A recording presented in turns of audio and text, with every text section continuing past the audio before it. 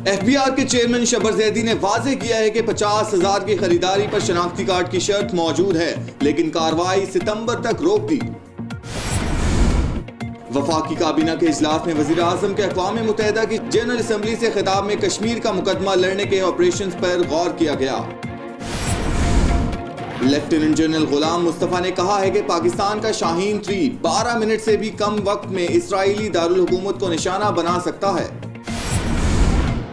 America और अफगानिस्तान तालिबान के नुमाइंदों के दरमियान मुज़ाकरात का सिलसिला जारी। गैर मुल्की खबर रसां इदारे से बात करते हुए अफगानिस्तान तालिबान के तर्जुमान का कहना था कि दोहा में अमेरिका के साथ मुज़ाकरात का आखिरी मराहिल हैं और मुमकिना मुआहदे की तैयारी की जा रही है। बहाउद्दीन ज़करिया यूनिवर्सिटी का तालिब इल्म बुर्का पहनकर गर्ल्स हॉस्टल पहुंचने की कोशिश में पकड़ा गया। जामिया ज़करिया की इंतजामिया की दरख्वास्त पर पुलिस ने नौजवान के खिलाफ मुकदमा दर्ज करके इसे गिरफ्तार कर लिया।